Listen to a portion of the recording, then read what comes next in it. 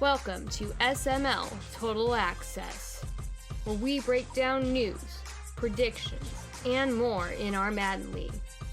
Now, let's get fired up for SML football. Hello and welcome back to SML Total Access, the playoff edition of SML Total Access. I'm Primetime 000, joined by Matt and Dan. How you doing, fellas? It's the playoffs for some of us in here. Dan, you there? Good. Good. He sounds good. He sounds great. He sounds great. You can't hear me? Yeah, no. I mean, we can hear you. Just you're far away from the playoffs. Oh, okay. Just making sure. First down. What is the biggest story of the playoffs so far? We'll start with Matt. Yeah, for me, I think it's set feet lead versus the world, right? It's been the story of the cycle. It's every single team that has set feet lead except for Toto or whatever you want to call him, Band, I guess is what he should be called. Yeah. Every set feet lead made the playoffs, and somehow all avoided each other. There was no set feet lead versus set feet lead matchup in the playoffs, and so far they're 1-2. Doink went down, Meats went down, Larry won. Prime and Fig is actually the only game that does not feature set feet lead in it. So I think it's interesting. There's more set feet lead than there's been since we started. It used to be just a couple of guys had it and they kind of stood out from the pack. Now there's a little bit more competition. So it'll be interesting to see if set feet lead ends up being in the Super Bowl against another set feet lead. That's my story. I think the biggest story is Dump just not being in the playoffs or not being able to play in the playoffs.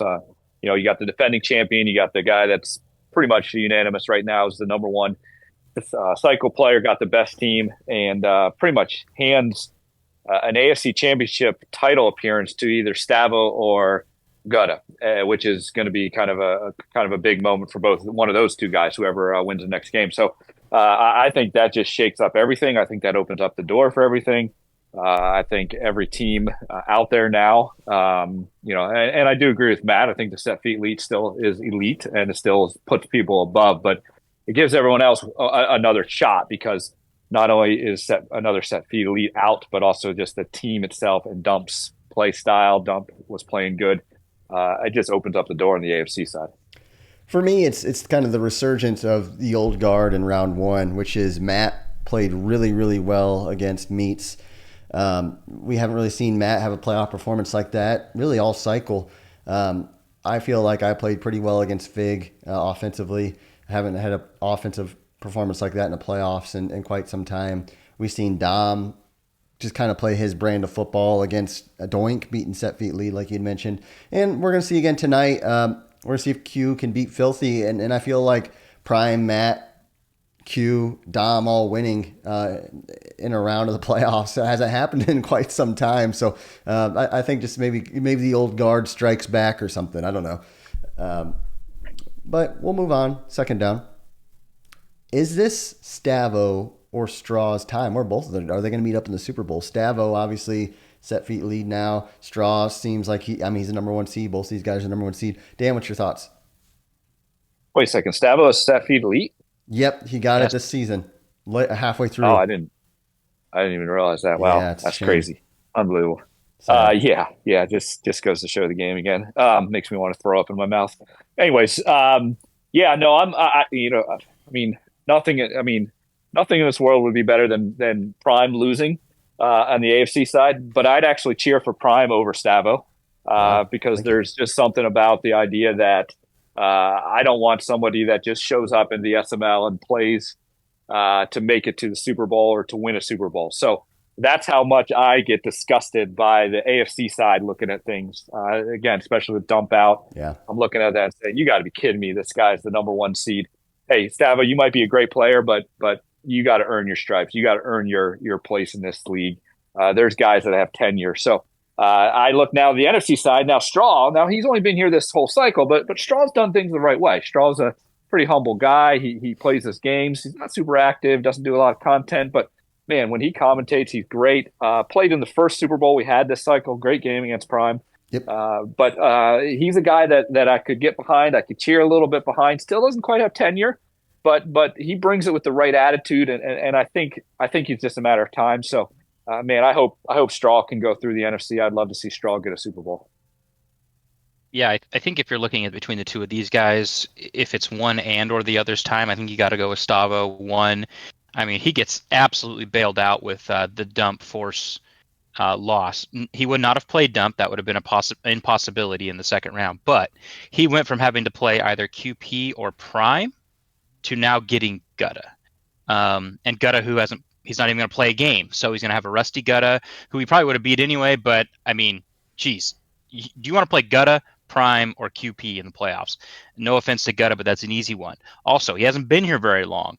We've seen a lot of guys come in and they kind of really start to do really well until the SML figures them out, right? I know he's been here.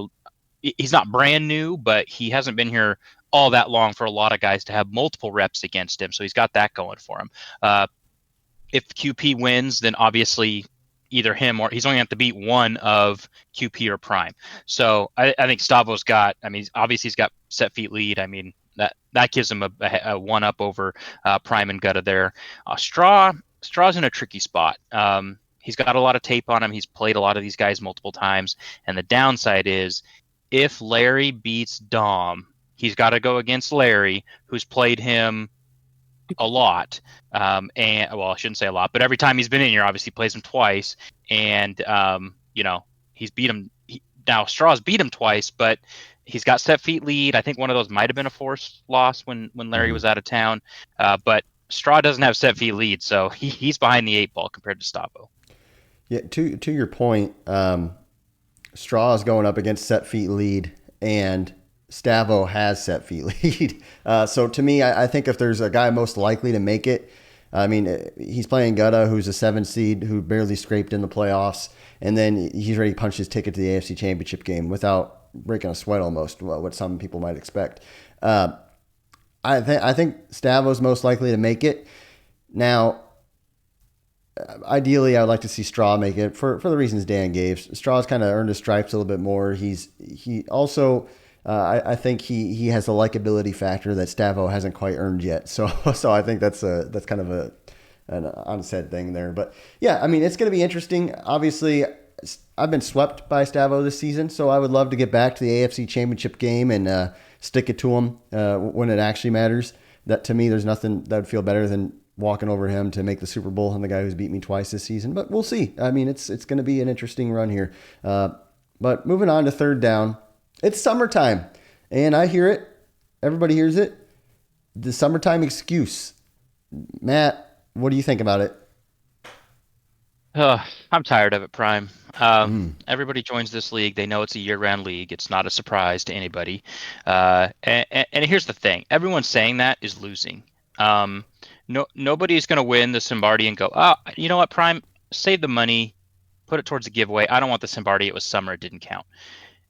And most of the guys saying, putting in their tweets, it's summertime or we're going to the lake or no, they weren't good in the fall and the winter and the spring anyway. So I don't want to hear it. It takes away from your opponent's win over you to say it was summertime. Now, does summertime mean more forced losses? Yeah, but we haven't really seen a scenario where there's been where like an elite player's gone on a lot and gotten a lot of forced losses. Yeah. I know Dump is taking one here, but we haven't really seen that.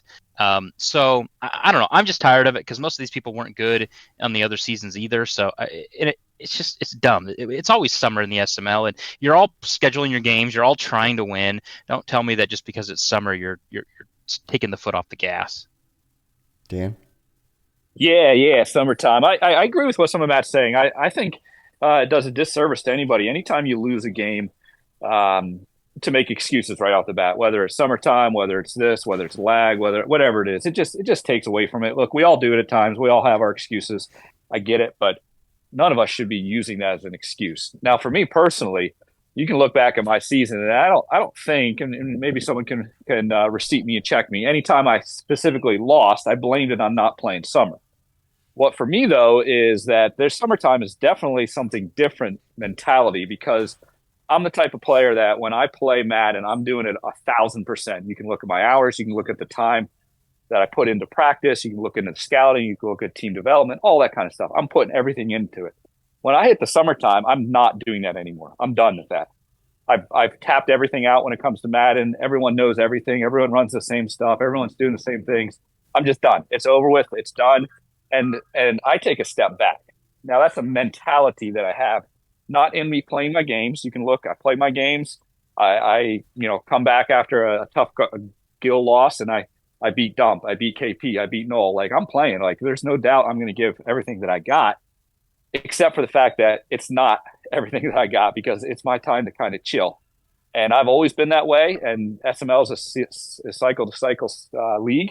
And so I play to the cycle. I got to be active. I got to do my part. I got to play. But you're not going to necessarily get the full version of who I am, because I need that break. I need that time to kind of let the juices flow again. So I got no problem if you say, hey, you missed the playoffs. Hey, you lost. Hey, you're not as good. That's great. What I do get ticked off at, and we have some so-called guys that think they're apex predators in this league, is the apex predators coming out and taking advantage of that moment, knowing that I'm not someone that's giving my quote-unquote behind-the-scenes full effort into what I'm doing. And those apex predators, if they're truly apex predators, are never going to sit there and get excited because someone throws them a piece of meat, or someone gets there and has a donkey tied up for them. They want to go and chase the best. So if you truly are an apex predator and you want to go chase the best, hey, have fun, go get your wins, but don't come chirping my way because you think you're getting some advantage right now, when you know that, hey, this is the time where I'm going to take it easy and not give everything that I got. Wow. Was that a shot at Primetime 000? And QP, both you two, bunch of cowardly punks trying to come at my competitive spirit because I said that this is a time where I kind of take it easy. And so I get the summertime part, and maybe that's where I'm using the wrong verbiage, because I don't like the fact that people take the summertime and don't play games, aren't as active, don't give everything that they got. But the way that I function, and it call it a disorder as you want, is I go too far, I go too much, I overthink things, and I need things in my life where I just pull back and just say, you know what, I need to take a little bit of a siesta. But I can't do that in SML because it's a cycle-to-cycle league. So I'm kind of stuck between how much do I give, how much do I pull back, how much do I just... So that's kind of where I'm at. And I dislike when people use that whenever, like when I lost to Gil, hey, I lost to Gil. Like, I don't think you can find one excuse I made, one kind of statement out there, because Gil beat me. I mean, he flat out beat me. I want to admit that. I don't want to ever take anything away from Gil. At the same time, I don't want apex predators coming after me and saying, well, you got no competitive spirit, or you're giving up. Well, yeah, I am not giving everything that I got. And I realize that, but that's part of how I recharge so I get ready for the next season. But can you, I mean, we'll use my example. I can't speak for Q, but for my example, where I come with 10 receipts, how can you not expect me to come at you after I missed the playoffs and then you dog me and then me not to say anything to you at all? Oh, I did. I think I responded to you in that, and I have no problem with you dogging me. The problem I get is when you start saying, I have no competitive spirit. That's the part that it comes after me. It's sort of like I think the last time you posted something, you posted, all the screenshots of all the receipts. And I think if I honestly remembered exact, my response was, oh, I see Prime pumping his chest. Hey, so you're still behind me. You better go win one. Like, hey, I'm all for that back and forth. And then all of a sudden it's like, oh yeah, here comes the summertime excuse. Well, that's where I start getting kind of lamed or kind of annoyed with it, because I'm not using a summertime excuse. I'm just telling you that this is a time where I have to pull back a little bit. I have to recharge and get ready for another season. So if you see me not playing games on purpose, if you see me not having activity, if you see me not being on shows, then that's a problem. And then you can call me out on that, but don't call out my competitive spirit. Okay. If you go win a Super Bowl, you should gloat up and down. You should run it all the way through my face. Like, I would expect you to do that 100%. And I would applaud you for doing that. But don't come at me because I don't have a competitive spirit. I guess to me, I'm assuming you're saying you pulled back because you're not maybe studying, you're not prepping, you're not in practice mode, you're not doing these things, and it's a mentality thing. From my perspective, it's like, hey, I don't do any of that stuff ever, like because to keep my mind fresh, and I've got everybody in this league and Primer messaging me.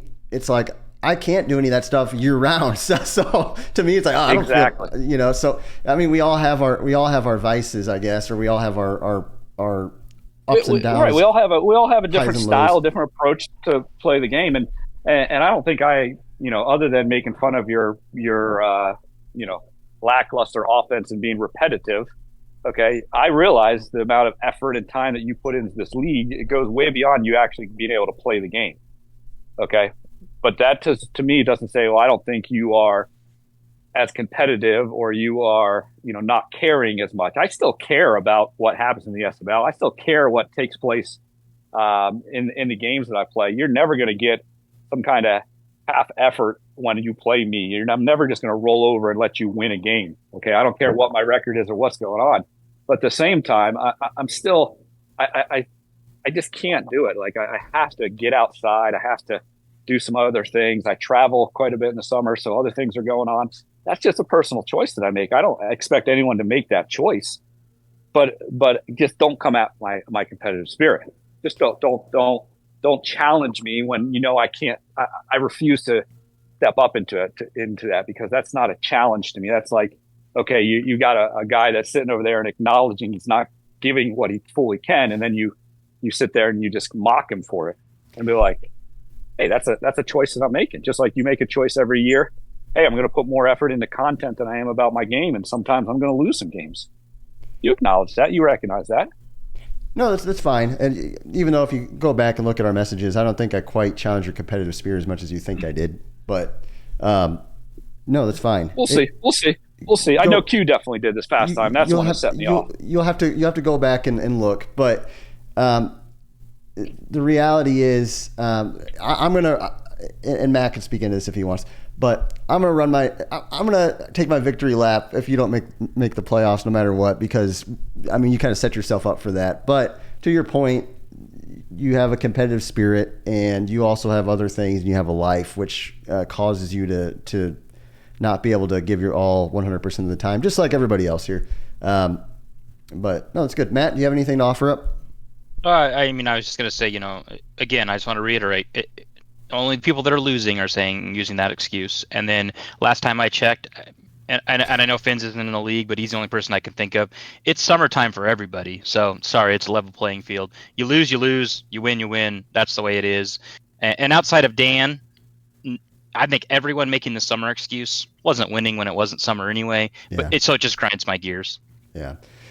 No, it's an interesting conversation. And for the record, a Super Bowl would be sweeter if I walked over Dan in the way in. So I actually wish you were in the playoffs, Dan. Listen, but if you can beat Q and you beat Stavo and then you beat whoever the NFC, that's a 100% legit Super Bowl. There's nothing wrong about that. Yeah. There's nothing to be shameful of that. I'm not going to sit there and mock you for that or say, well, the last thing I would do is say, oh, you won because I wasn't there. Again, I chose to lose. Well, not choose to lose, but I chose playing and I didn't give it everything, or I didn't play as well as I should have to make the playoffs. And you have every reason to mock me for that. Like you said, I set myself up for that. I can take that one bit. The part that, again, when you see this topic summertime, and I know what Matt's saying, I just don't want it to be, well, you know what, that's the excuse for why we're losing. I hate those kind of things. I hate any excuses people use for not winning games because, hey, like Matt said, we all have life, so we all have things going on. I'm no different than anybody else, and so don't make excuses for why you're not winning. There you guys go. Let us know what you think in chat. We got about 4 minutes here. We're going to blow through these next two topics. Fourth down, new trade rule. We just kind of new trade rule. It's going to last a season. Pretty much, myself and the Eval team got together and we were like, hey, it's the last season coming up. We just want to keep things fresh, give maybe people a little wrinkle to make things fun for the last season. Maybe it's not all the way sim all the way, but just to add a wrinkle, we're allowing any player to be traded as long as it doesn't cripple the cap or is a lopsided trade. It still has to go through the trade committee. What's your thoughts on the new season-long trade rule and how it's going to impact the league and what can you actually see happening? Yeah, I think it's great because I think it promotes the idea of having some fun. Like I said earlier, we all played this game for 10, 11 months now. It's stale in so many different ways. So why don't you have a little flavor, have a little fun? The one caution I'm going to give to everybody, though, is remember as a little kid when the first time you went up to a soda fountain machine, pop machine where some of you guys are, and you saw all those options, you thought, wouldn't life be great if I just took something from every single one? And then you made this, cocktail of crazy drinks, and then you drank it, and you're like, oh, this is awful. Just be careful, okay? I mean, just because you can do it doesn't mean you should do it because this isn't going to be some kind of fantasy league where you have these wonderful off seasons. You're so excited. You play 2 games. You're like, oh, I hate my team. And then you check out. Be cautious. Be cautious. That's all I'm going to give to the advice to everybody. Yeah, I like it. Like Dan said, I think it adds a little bit of fun to the last season, which means just as much as all the other seasons. But I think it really gives a good opportunity for someone who might be stuck with a guy, whether they accidentally got him over the threshold to be untradeable or he started that way or whatever. It kind of is like I'm not stuck with this guy anymore. Maybe, we've seen some pretty big names on the block already. And maybe there's also some guys out there that's like, maybe I want that team next Madden. Can I maybe demo a player on that team and that's going to be their next season that would be pivotal? Can I just kind of try him out? And maybe that'll help me when I go to look at the team draft. I think it's really important though that Prime, some things that Prime said. One, it's not a free for all. We're not playing a fantasy league here. You still have to fit within the cap. It still has to be fair. We're not doing Patrick Mahomes for some bum linebacker. And that it's not a trial run for future rules, right? The rules going into the next cycle for trades will likely stay the same. But we're just let's have some fun this final season and see what people drum up out there. Yeah, you know what's funny? There's a lot of people who've always kind of asked for opened up trade rules. I think we're going to see a lot of maybe above 80 overall, above 85, below 90 overall players get traded.